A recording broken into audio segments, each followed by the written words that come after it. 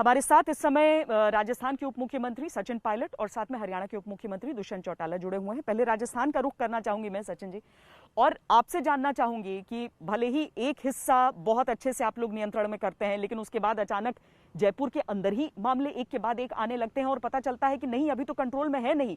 ऐसे में लॉकडाउन हटे रहे, चरणबद्ध तरीके से हटे, इन चीजों को लेकर क्या राज्य सरकार में अभी पसोपेश है या आप लोगों को लगता है लॉकडाउन चलते रहना चाहिए? लगातार चर्चा हम लोग भी कर रहे हैं और पूरा देश भी कर रहा है कि हमें अगले कदम क्या उठाने चाहिए। लेकिन ये इतना आसान सवाल नहीं है और अभी 10 दिन हमारे पास हैं 3 मई तक। मुझे लगता है कि हम सब कह देते हैं कि घरों में रहो, लेकिन वो इतने सारे लोग हैं जिनके पास घर ही नहीं है, जो घरों तक पहुँच नहीं पाए हैं। उनके लिए हम क्या उपाय ढूँढ पाएँगे? उन श्रमिकों को, लेबरों को अपने गाँव, घर तक हम कैसे पहुँचा पाएँगे? और अब तक दूसरा पहलू ये है श्वेता जी, जो अब तक हमने लॉकडाउन किया है 30 दिन का, अगर हम बहुत जल्दी एकदम से खोल देंगे तो पूरी मेहनत पे पानी फिर जाएगा। और भारत के पास वो संसाधन है नहीं कि हम 4th स्टेज में या कम्युनिटी स्प्रेड अगर हो जाए तो हम इसको टैकल कर पाएँ। तो अलग-अलग स्टेट्स की अलग-अलग कंडीशंस हैं और अलग-अलग स्टेट्स में भी अलग-अलग प्रांत हैं। जैसे आपने खुद कहा कि राजस्थान के अंदर लगातार हमारे आंकड़े बढ़ रहे हैं। तमाम कोशिशों के बाद, तमाम ताकत झोंकने के बाद भी आंकड़े बढ़ रहे हैं, संक्रमण फैल रहा है। इसको कंटेन करने के लिए अभी समय लगेगा। इसलिए कितना आसान नहीं है कि बढ़ाएँ, ना बढ़ाएँ, लेकिन हमें वेट करना चाहिए 3 मई तक का।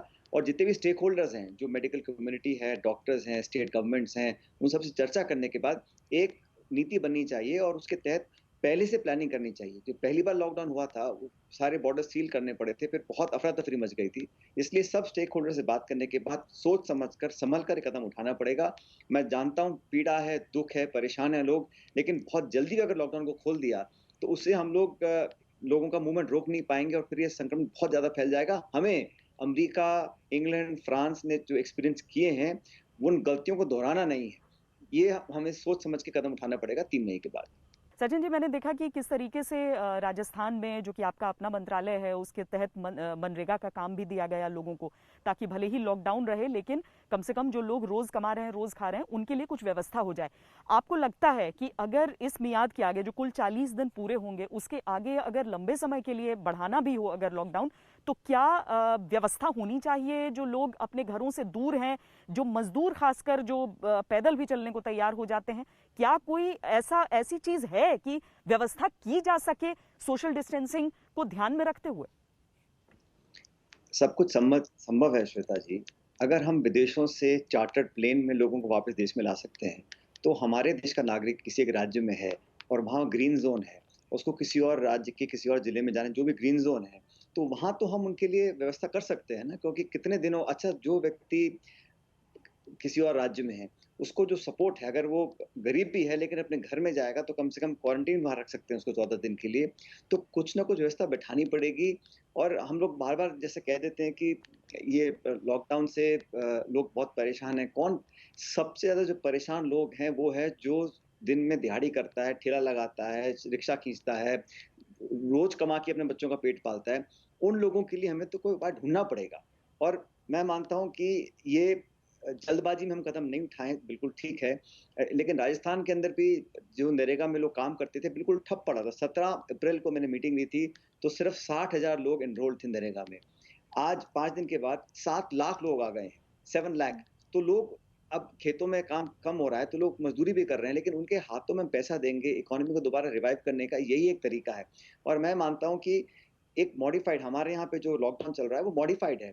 कुछ उद्योग जो ग्रामीण क्षेत्रों में वहाँ पे लोग काम चालू कर चुके हैं, कुछ दुकानें हम खोलने की परमिशन दे चुके हैं। तो धीरे-धीरे परमिशन देके लेकिन कॉम्प्रोमाइज़ नहीं कर सकते हम कर्फ्यू और लॉकडाउन की सैंक्टिटी को। अगर हम कर्फ्यू लगाएँ, लॉकडाउन करें और कोई उसको माने ना, तो फिर हम अपने आप खतरा मोल ले रहे हैं। ये तो हम सबको अपने भविष्य, अपने परिवार, अपने समाज की सुरक्षा और स्वास्थ्य को ध्यान में रखते हुए खुद ही निर्णय करना पड़ेगा। और आप बिल्कुल ठीक कह रही थी, इतने बड़े देश में लॉकडाउन करना कोई छोटी बात नहीं है। इस सब लोगों का योगदान है इसके अंदर। अलग-अलग राजनीतिक पार्टियाँ, अलग-अलग सरकारें, सब स्टेक होल्डर्स और जितना ज़्यादा हम इसको प्रचलित करेंगे, मैं समझता हूँ उतनी कामयाबी मिल सकती है। हम टेस्टिंग अभी बहुत कम कर रहे हैं। अगर हम टेस्टिंग बढ़ाएँगे, फिर ट्रीट करेंगे, आइसोलेट करेंगे, यही लॉन्ग टर्म सॉल्यूशन है।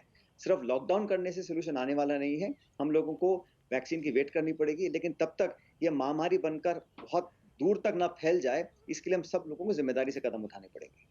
सचिन जी, बड़ा मुश्किल होता है जान और जहान का संतुलन। और प्रधानमंत्री ने भी अपनी तरफ से, जब पिछली बार मुख्यमंत्रियों के साथ बैठक हुई थी उसके बाद उन्होंने कहा था कि ये इस बैलेंस को बनाने में ही कोरोना के खिलाफ असली जंग हम जीत सकते हैं।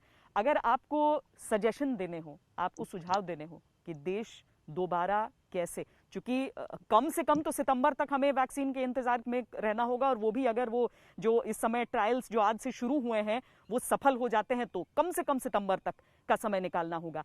तो उसमें किस तरह से बैलेंस बनना चाहिए? मुझे तो लगता है कि हमारा जीवन, हमारी जीवन शैली अब परिवर्तित हो गई है और परिवर्तित रहेगी एक लंबे समय तक।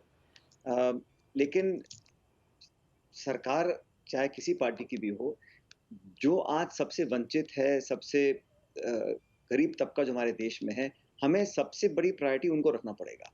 तो हमारे जो देश भर में अनाज के भंडार हैं, वो हमें खोलने पड़ेंगे गरीबों के लिए, उन लोगों के लिए जो 2 जून की रोटी अपने आप नहीं खरीद सकते हैं, तो उपलब्ध नहीं करा सकते हैं।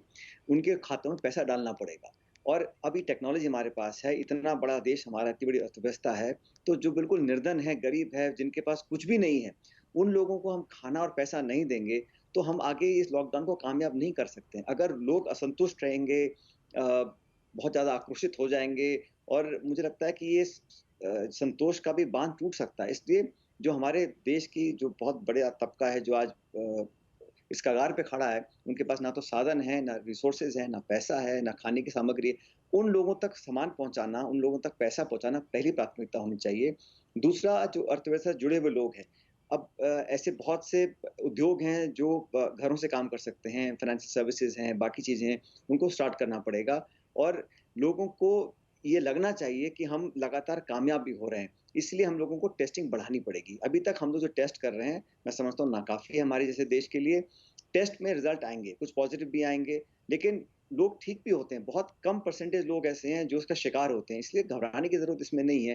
लेकिन लोगों से ट्रांसपेरेंटली लगातार संवाद हो, सरकार असलियत बताती रहे, उन तक खाना पैसा पहुँचाए, और अलग-अलग राज्यों की जो परिस्थितियाँ हैं, उसके अनुरूप उनसे विचार-विमर्श करने के बाद अपनी जो 3 तारीख के बाद की कार्य योजना है, उसका खुलासा करें। लेकिन आज करना चाहिए। 3 तारीख को जो हम करेंगे, उसको 2 मई को हम निर्णय लेंगे, तो तैयारियाँ नहीं हो पाएँगी। इसलिए समय रहते ही योजना बनाएँ और सब लोगों से खुले मन से बात करें। कौन टीएमसी है, कौन जेडी है, कौन कांग्रेस है, कौन, ये बाद की बातें हैं। आज हमें जनता की फ़िक्र करनी है, और नागरिक सुरक्षित कैसे रह सकते हैं, ये जो स्थान के जो ज हिंदुस्तान की जनता रहती है राज्यों के अंदर है ना, गाँव में, शहरों में, तो स्टेट्स टैकल कर रही हैं इस सारे कोरोना वायरस को, तो उनको ताकत, संसाधन, पैसा, मेडिकल इक्विपमेंट संतोषजनक तरीके से पहुँचाना चाहिए, बिना पक्षपात के, बिना भेदभाव के। सचिन जी, लेकिन ट्रैवलिंग जो है, वो यात्रा जो है, वो सीधे तौर पर अगर हम समझें तो केवल वो जो सबसे ज़्यादा ज़रूरी हो, जैसे कोटा के छात्रों की बात अभी दुष्यंत जी ने की, जिन्हें उत्तर प्रदेश अपने पास ले गया, लेकिन बाकी राज्यों के कैसे जाएं अभी तक पता नहीं। जो मज़दूरों की बात है, वो अगर वाकई अपने गांव तक जाना चाहते हैं या फिर कामकाज के लिए रुकना चाहते हैं कहीं पर, तो उनकी व्यवस्था, ये यात्राएं तो समझ में आती हैं, लेकिन अभी लंबे समय तक समझ नहीं आ रहा कि यात्राएं जो बाकी हैं वो लागू होंगी या उसके लिए तो अभी और लंबा इंतजार करना पड़ेगा। ये लॉकडाउन जब भी जाएगा उसे तो बहुत चरणबद्ध और बहुत योजनाबद्ध तरीके से हटाना पड़ेगा। इसको बहुत ही कैलिब्रेटेड तरीके से हमें टैकल करना पड़ेगा।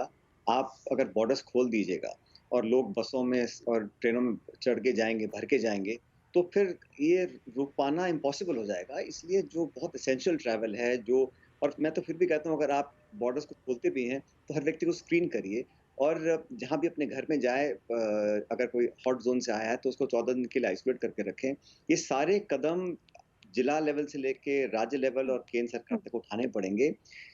इंक्रीमेंटली हम खोलना च हम हमें खोलना ही पड़ेगा, इसका कोई विकल्प नहीं है। लेकिन इस जल्दबाजी में कहीं ऐसा ना हो कि हम बहुत भारी नुकसान उठाएँ, जैसा सेकंड वेव की लोग बात करते हैं। लोग कहते हैं कि जून में पीक करेगा, इसलिए हमें संतोष रखना चाहिए, और हम आपके साथी भी जो मीडिया कर्मी हैं, रोज़ इस पे चर्चा करते हैं, कब हटेगा, कब खुलेगा? वो तो स्थिति पे डिपेंड करेगा ना, किसी के चाहने ना चाहने, कौन चाहता है कि लॉकडाउन रहे? किस किस व्यक्ति को आज मज़ा आ रहा है, किस सरकार को आज अच्छा लग रहा है कि हमारे लोग अपने घरों में हैं, काम नहीं कर पा रहे हैं, बहुत दिक्कत अर्थव्यवस्था को है, लोगों को है, स्वास्थ्य को है। सब चाहते हैं कि वापस पटरी पर गाड़ी आए, लेकिन हमें दूसरे देशों के अनुभव से सीखना पड़ेगा, और हम कोई चांस लेने की स्थिति में है ही नहीं। तो लॉकडाउन जो खुलेगा, ट्रैवल होगा, मुझे लगता है सिर्फ बेयर एसेंशियल्स के लिए करना चाहिए। जो लोग फँसे हैं और अनइन्फेक्टेड हैं, नेगेटिव टेस्ट में हैं, ट्रांसपोर्ट सेफली वापस जा सकते हैं, तो उसकी एक सेंट्रल पॉलिसी बननी चाहिए। जहाँ तक कोटा की बात है, जो राज्य सरकार हमसे आग्रह कर रही है उनको परमिशन दी जा रही है। मध्य प्रदेश, छत्तीसगढ़ की सरकारों ने आग्रह किया था, वहाँ उनके बच्चे वापस जा रहे हैं। लेकिन नागरिक सब हैं, चाहे वो श्रमिक है या छात्र-छात्राएँ हैं, हम सबको कोई न कोई पॉलिसी के तहत उनको डील करना पड़ेगा। सेफगार्ड्स इंश्योर करने के बाद अपने लोग घर पहुँच सकें। और मुझे तो लगता है कि अगर कोई माइग्रेंट लेबर भी है, वो अपने घर में, अपने परिवार में ज़्यादा सुरक्षित महसूस करेगा, ज़्यादा सुरक्षित रह भी पाएगा। अब हमारे राजस्थान के लोग पूरे हिंदुस्तान भर में हैं, तेलंगाना, आंध्रा, कर्नाटका, हर जगह वहीं पे हैं पिछले 1 महीने से।